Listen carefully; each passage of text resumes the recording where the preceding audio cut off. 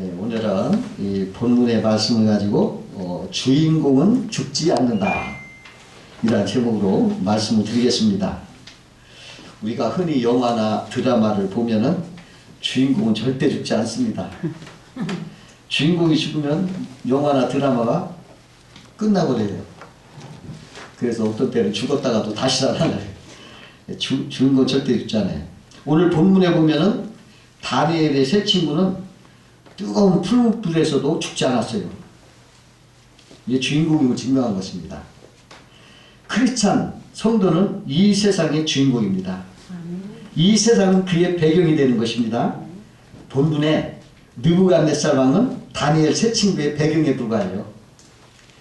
별을 더욱 빛나게 하는 까만 하늘처럼, 꽃을 더욱 돋보이게 하는 무딘 땅처럼 바벨론 왕 느부갓네살 왕은 악한 핍박과 환란을 배경으로 둘러서 주어서 다니엘 세 친구의 위대한 신앙을 뚜렷이 돋보이게 하는 배경에 불과했던 것입니다. 성도는 하나님의 영광을 위해서 이 세상의 위대한 주인공으로 세움받은 것입니다.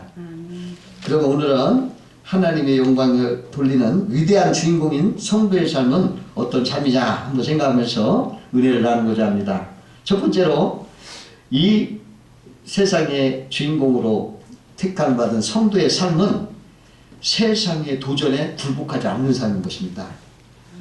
오늘 바벨론 느부갓네살 왕이 자기 세상 권세를 한껏 뽐내기 위해서 거대한 금신상을 세워놓고 모든 백성과 관리들에게 악기 소리가 울릴 때 모두 절하라 이렇게 명령했어요. 만약에 절하지 않으면 맹렬히 타는 풀무불에 던져놓겠다 이렇게 우겨버렸어요. 그러나 다니엘의 세 친구는 왕의 명령을 거부했어요. 그리고 금신상에 절하지 않겠다고 하니까 왕이 크게 분노했어요. 그래가 그들을 불러놓고 뭐라 하냐면, 야 이제라도 절하면 좋겠거니와 그렇지 않으면 내가 7배나 강한 풀무불로 너희를 태우겠다, 던져버리겠다 이렇게 우겨버리는 거예요. 그러나 다니엘 세 친구는 추워도 굴복하지 않고 뭐라고 하냐면 분명하게 말했습니다. 왕이여, 우리가 이에 대해 대답을 할 필요가 없습니다. 우리가 섬기는 하나님이 계시니 그가 우리를 풀무불에서도 건져내시겠고 왕의 손에서도 건져내실 것입니다. 또 그렇게 아니하실지라도 우리는 금신상에 절하지 않아야겠나이다. 아멘. 이렇게 말했어요. 아멘. 불의와 타협하지 않고 당당한 신앙의 자세를 딱 가졌어요. 아멘. 1925년 소련에서요, 그 기독교 박해가 극심하게 일어났어요. 그 당시 사령관이었던 브루실로바라는 사령관의 며느리가 기독교인이었어요. 근데 그가 신앙의 지조를 굳히지 않고 굴하지 아니하고 감옥에 갔어요. 사령관의 자부이기 때문에 장교들이 막 가서 달랬어요. 설득했어요. 그래도 안 듣는 거예요. 사모님, 한 번만 예수를 모른다고 해주시면 어떻게든지 목숨을 모면하도록 해보겠습니다. 이렇게 보냈어요. 그러나 이 여는 아닙니다. 내가 주를 믿고 또 나를 위하여 갈보리 언덕에서 피를 흘려 돌아가신 주님을 내가 어찌 모른다고 하겠습니까? 그런 질문 내게 합당치 않으니 하지 마십시오 하고 다 거절을 하고 이제 사형장으로 끌려가는 거예요. 부인은 한 번만 예수를 모른다 하면 생명도 무장하고 부귀영화가 누릴 수가 있다. 이러한 말에도 저 하늘 나라의 영광과 소망을 가지고 나는 이 세상의 부귀영화를 거절하겠다 이러면서 굴하지 않은 거예요. 이렇게 하니까 그 브루실로바 장군이 친히 왔어요. 야 며느라, 한 번만 거절을 해라. 그러면 너는 잘 살 수 있다. 그렇게 유혹을 했어요. 그래도 이 여인은 형제에 끌려가면서도 굴하지 않고 마음의 기쁨을 가지고 얼굴에 하나 웃음을 띠고 갔어요. 그러니까 이 사령관이 화가 나가지고 큰 소리로 내 얼굴에 웃음을 거두라 하고 고함을 질렀어요.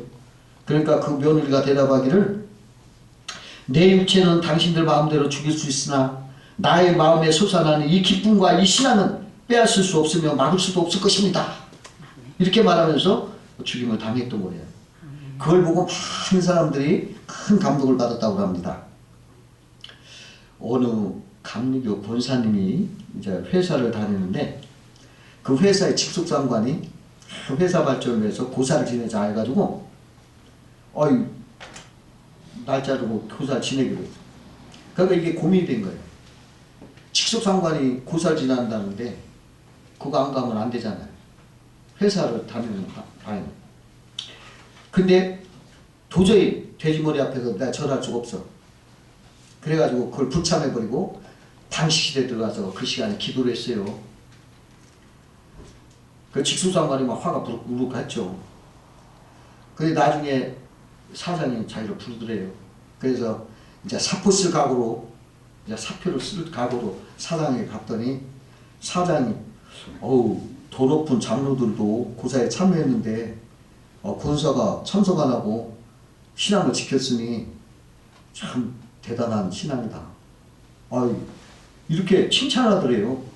그러더니 그 신앙 내가 인정하겠다 이런 말을 하더래요. 근데 그 후에 그 직속 상관은 어떻게 사소한 실수로 말미암아 회사에서 그만두고 그 권사님이 승진하게 됐다고 합니다. 그 유교 사상이 투철한 가정에 어느 예수를 잘 믿는 며느리가 들어갔어요. 시집을 갔어요. 그 며느리가 밤늦도록 일하고 새벽에 일찍 일어나서 일하고 아주 뼈가 으스러지도록 아주 일을 잘해요. 그러고 아무리 어려워도 불평 한마디 안 하고 시부모나 남편 말을 본 법은 아주 거역한 일이 없어요. 그런데 이 양같이 순한 며느리가 주일만 되면 호랑이가 되는 거예요. 경대 앞에 탁 앉아서 머리를 기름에 바르고 그리고 옷을 단정히 입고 깨끗하게 옷을 입고 성경 찬송을 탁 들고 교회를 가는 거예요.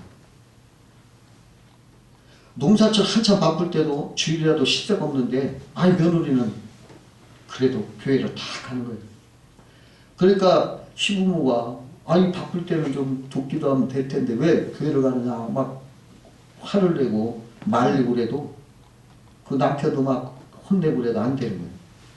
그냥 가는 거예요. 교회 갔다 와서 막 남편이 막 몇 개째를 붙잡고 막 혼내고 막 그냥 온몸이 멍이도 막 매도 되고 그랬어요. 그래도 이 자고는 가만히 있는 거예요. 그러고서 새벽부터 또 토요일까지 계속 이렇게 뼈가 없어도 일을 열심히 하는 거예요. 그래 또 주일 되면 또 탁 차리는 거예요. 아무도 막을 수가 없는 거예요.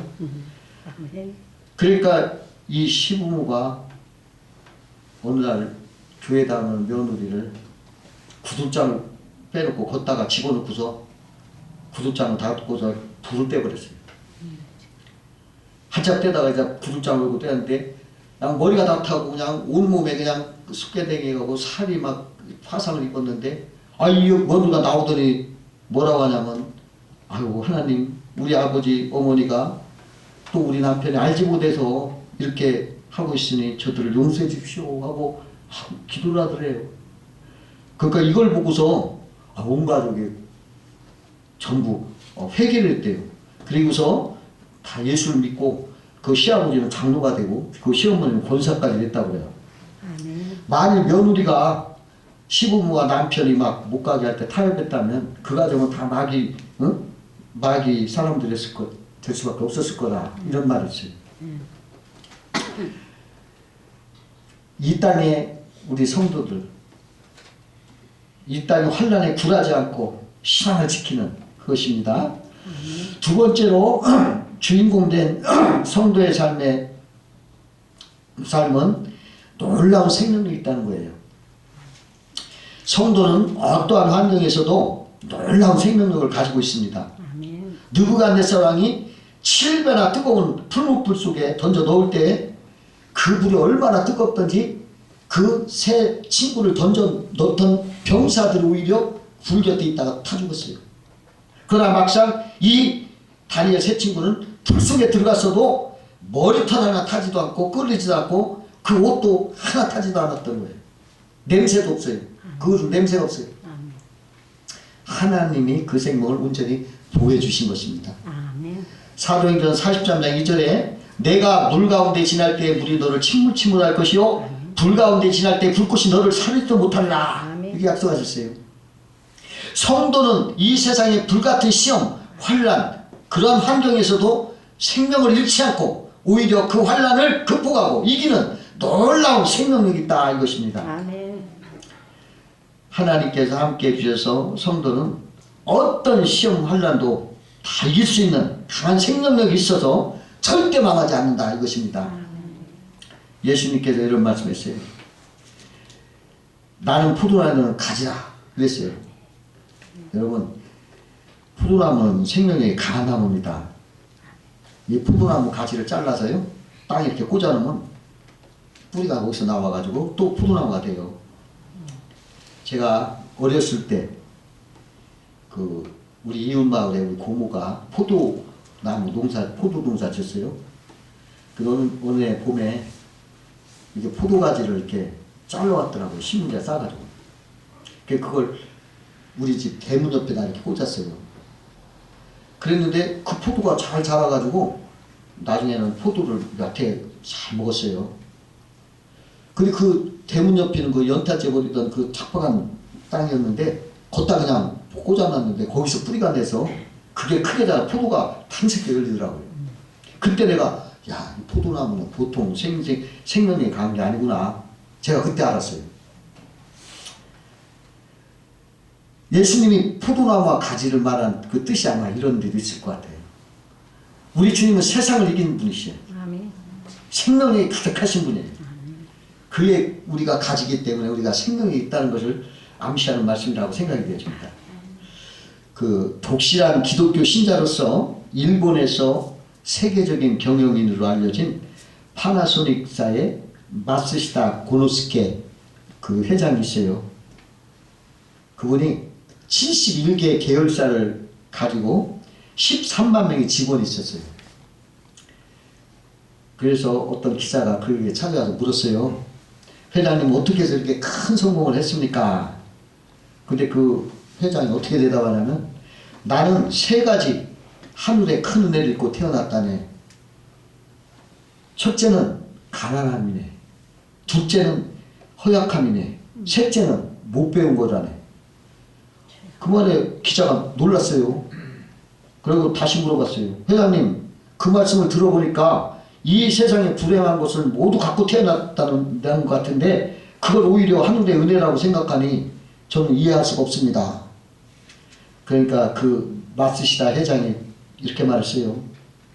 나는 가난 속에서 태어났기 때문에 부지런히 일하지 않고는 잘 살 수 없다는 진리를 깨달았네.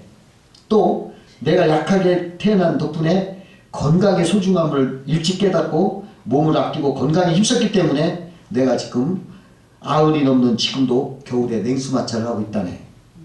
또 내가 알다시피 초등학교 4학년 중퇴가 내 학력의 전부야. 그래서 항상 이 세상 모든 사람을 나의 스승으로 받들고 배웠다네. 배우는 노력을 계속 했기 때문에 많은 지식과 상식을 얻었지. 이러한 불행한 환경들이 나를 이만큼 성장시켜 주었으니 하늘에 준 축복이라고 나는 생각하면 늘 감사하고 있다네. 이렇게 말하더라는 거예요. 기독교인이 그분이. 기독교인은요 이런 끈질긴 거예요. 감옥에 갇힌 2사람이 있어요. 같은 감옥에서 몇 년을 함께 지냈지만 2사람의 모습이 달라요. 한 사람은 언제나 감옥에 있었지만 하늘을 쳐다보면서 시를 짓고 시를 생각했어요. 반짝이는 별을 보고 하늘에 떠가는 하얀 구름을 보면서 시를 졌어요. 그러나 다른 한 사람은 언제나 땅을 바라보면서 한숨을 푹푹 쉬는 거예요. 그리고 원망, 불평 가득 찬 욕설을 뽑으면서 끝없이 자기를 자학하고 하루하루를 보내는 거예요. 그래 그 2사람이 이제 출국을 하게 됐어요. 그런데 하늘을 보면서 아름다운 시를 지은 사람은 시인이 돼가지고 시집을 냈습니다. 그런데 땅을 바라보면서 자학하던 사람은 병이 들어서 병원에 입원했다는 거예요. 여러분 우리 성도는 긍정의 생각으로 이왕이면 땅바다 하늘을 바라보면서 아멘. 긍정적으로 살아간다면 행복하지 않겠어요? 아멘. 이게 생명력이에요. 아멘. 여러분 어차피 생각할 때 좋은 거 생각하세요. 낡은 거. 맨날 짜증스러운 거, 세상에 쪼만한 거 갖고 막 하지 마세요. 하나님이 천지만물을 창조하시고 32,500가지 성령의 약속의 말씀으로 가득 찬 이 보화 같은 이 생명의 말씀을 쳐다보면서 은혜 받고 감사 할렐루야 하면 그 얼마나 생명력이 강해지겠어요. 아멘. 세 번째로 주인공 된 성도의 삶은 기적을 일으키는 삶입니다. 기적을 일으킵니다. 다니엘 세 친구가 7배나 뜨거운 풀무불에서도 머리카락 하나 타지 않고 살아나왔어요. 얼마나 큰 기적입니까? 성도는 예수 그리스도를 통해서 하늘과 연결되어서 기적을 일으킨 사람이에요. 아멘. 예수 그리스도를 통해서 하늘과 연결됐어요. 참 좋은 거죠. 예수 그리스도가 영접하면은 여러분 새로운 네. 우리가 인생에 태어날 때는 다 마이너스 갖고 태어난다는 거예요. 죄를 갖고 태어나는 마이너스. 그게 마이너스 인생을 사는 거예요. 언제나 쪼들리고 불평, 원망 그냥 이렇게 마이너스 인생을 살아. 그러나 예수를 영접하면 마이너스를 떼버리고 십자가 플러스죠. 플러스를 붙여요. 아멘. 플러스 인생이 되는 거예요. 아멘. 여러분 숫자 5하고 4.5가 싸우고 있어요. 근데 5가 0.5가 크다고 4.5로 막 핍박을 하는 거예요. 근데 어느 날 아이 5가 힘들어 죽게 4.5가 야 그거 안 하겠다 네가 해. 그러니까 다른 애들이 막 놀란 거예요. 어이 왜 이러냐. 나 4.5에서 점 빼버렸어. 이제 45가 됐어. 그러다 보니까 압도적으로 그냥 5가 꼼짝 못하는 거예요. 왜 그랬습니까? 예수 그리스도 십자가로 그 점 빼버렸어. 아멘. 우리 죄악의 그 약점 빼버렸어. 그러니까 45가 남았어. 9배가 됐어. 여러분 예수 믿는 사람 이런 사람들이에요. 아멘. 기적을 일으킨 사람들이에요. 엘리야가 어떻게 기적을 일으켰어요? 3년 6개월 감옥 속에서도 하나님께 기도하니까 비가 쏟아졌어요. 근데 그 전에는 하나님께 기도하니까 불이 떨어졌어요. 불도 떨어뜨리고 물도 떨어뜨리는 기적을 성도가 하는 거예요. 여러분 성도는 예수 그리스도를 통해서 하늘과 연결된 기적을 일으킨 사람이에요. 언젠가 그 대만에서 태풍이 불어가지고 그 대만 시내가 대북시라는 시가 댐이 막 무너져가지고 식수가 없었어요. 식수가 공급돼요. 그러니까 시장이 대만 시장이 대북 시장에 가서 손수 막 댐 막는 작업을 진두지휘하고 있었습니다. 근데 설상가상으로 또 태풍이 몰려온다는 거예요. 그러니까 이분이 막 기독교인이었기 때문에 하나님 앞에 간절히 기도를 하는데 하나님이 그러는 거예요. 네가 신문 기자들을 불러서 그들에게 말하기를 기도하여 태풍의 방향이 바뀌도록 하겠다. 이렇게 선언해라. 그러면 내가 그대로 이루어주리라. 이런 하나님의 성령의 음성을 들었대요. 그러나 처음에 이 말을 들었을 때는 자기가 의심스럽고 기가 막히는 거죠. 그러나 상황이 이렇게 되다 보니까 시장이 하나님 음성이니까 한번 해보자. 그래가지고 순종하기로 결심하고 기자회견을 했어요. 그래갖고 뭐라고 했냐면 내가 기도를 통해서 이 태풍의 지도를 바꾸겠습니다. 그랬더니 기자들이 막 저 또라이라고 저 믿지 못할 말을 한다고 비웃고 막 껄껄대고 막 그러더래요. 그러니까 이 시장이 그럼 당신들 나랑 내기하자. 그래서 내기하자고 해서 근데 이 태풍이 막 오는 거예요. 막. 그런데요. 이 시장이 계속 낙심하지 말고 계속 믿음으로 기도를 했어요. 하나님 앞에. 하나님 약속을 붙잡고 하나님이 해주신 대로 했으니까 하나님 책임져 달라고 막 기도를 했더니 태풍이 대만 바로 앞에까지 와서 방향을 싹 진로를 바꿔서 지나갔어요. 그래가지고 시장을 막 조롱했던 기자들이 내기도 지고 그냥 창피를 당했다는 거예요. 거짓말 같죠? 실제로 있었답니다. 정영창이라는 분이 계셨는데 그분이 미국에 유학 가서 돌아와가지고 내가 새로운 고등교육을 이 땅에 시도해보겠다 하고 큰 꿈을 가지고 고천고등학교를 세웠어요. 거기 교장으로 부임했어요. 근데 학교에 빚이 너무 많아가지고 1958년 4월 달에 부도가 날 일기에 치운 거예요. 그러니까 이분이 독실한 기독교인이기 때문에 산 언덕에 올라가서 굴 속에 들어가서 거기다 자리를 펴놓고 금식기도 했어요. 먹지 않고 그냥 거기서 7일 동안 주야로 부르짖어도 응답이 없는 거예요. 그러니까 앞으로 일주일 채워서까지 만약에 응답이 없으면 제가 서울로 가겠습니다.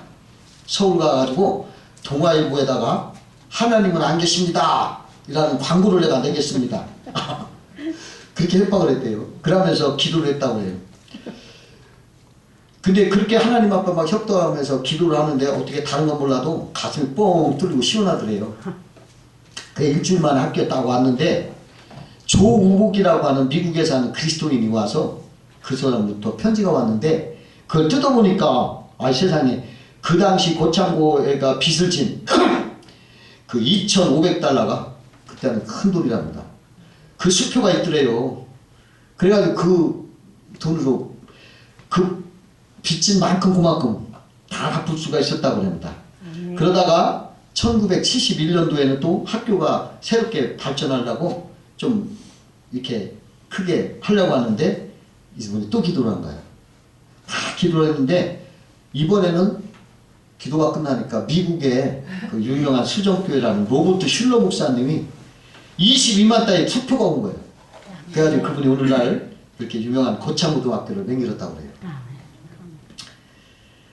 그 닥터 하리 아이온스타인이라는 목사님이 계셨는데요. 그분은 샌프란시스코에서 노방전도를 했어요. 근데 어느 무신론 불신자가 그 목사님에게 나랑 공개 토론하자 이렇게 도전장을 냈습니다. 내가 경비를 다 낼 테니까 한번 공개 토론하자 이렇게 했습니다. 그 목사님이 그 도전을 받아들였어요. 그래가지고 한 가지 제안을 했습니다. 뭐라고 했냐면 당신은 하나님이 없다는 당신의 이론에 찬성하고 감동받아서 변화된 사람 남녀 두 사람을 데리고 오세요. 그들이 사형수였다든지 살인자였다든지 알코올이나 마약 중독자든지 사기꾼이었든지 크게 범죄했던 사람들인데 당신의 이론과 당신의 전도에 180도 회개해서 훈련한 사람으로 변화돼서 당신의 무신론을 열심히 전하는 사람이면 됩니다. 나는 하나님 말씀으로 훌륭하게 변화된 사람 100명을 데리고 오겠습니다. 그리고 그 증인들을 데려놓고 토론합시다. 당신과 나 사이에만 이야기하면 끝없는 공론에 불과하기 때문에 그거 할 필요 없습니다. 증거를 대놓고 우리 얘기합시다. 어떻게 됐을까요? 그 사람은 아무 소리도 없이 도망하고 말았다는 거예요. 여러분, 그 흉악한 범죄자가 훌륭한 사람으로 변화되는 건 큰 기적이에요. 아멘. 여러분, 하나님은 성도들에게 기적을 베푸시는 하나님이에요. 아멘. 네 번째로 주인공 된 성도의 삶은 마지막으로 떳떳하고 주께 영광을 돌리는 삶인 것입니다. 그 인간 승리의 주인공 랜스 암스트롱이라는 사이클 선수가 있었어요. 그는 암도 투병에서 이기고 한 사람인데 그 사람이 프랑스 사이클 대회에서 6번째 우승을 하던 때였습니다. 그때까지 5번 우승을 했는데 아무도 그를 따를 사람이 없었어요.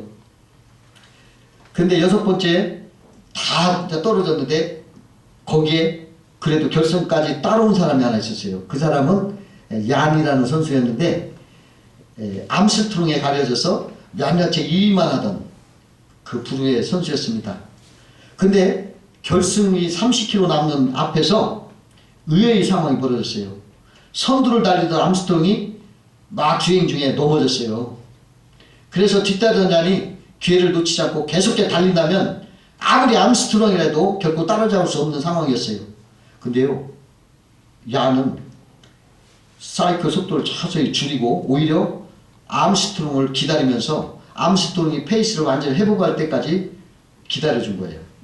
그리고 암스트롱이 완전히 회복했을 때 이제 같이 또 달리기 시작했는데 그때 누가 이겼냐면 암스트롱이 이겼어요.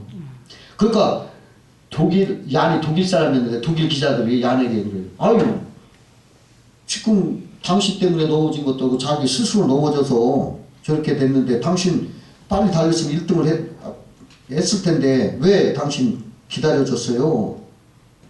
그러니까 이 양이 이렇게 말했어요. 그가 넘어진 틈을 타서 내가 1등을 한다면 그건 나에게 진정한 승리가 아닙니다. 그러고서 내가 내 자신의 양심의 승리를 인정하는 승리가 참된 것입니다 하고 이렇게 떳떳하게 하나님께 영광을 돌렸습니다. 여러분, 성도는 양심에 떳떳하게 이렇게 살아가는 것이 우리 성도인 줄 믿어야 되겠습니다. 기도하겠습니다.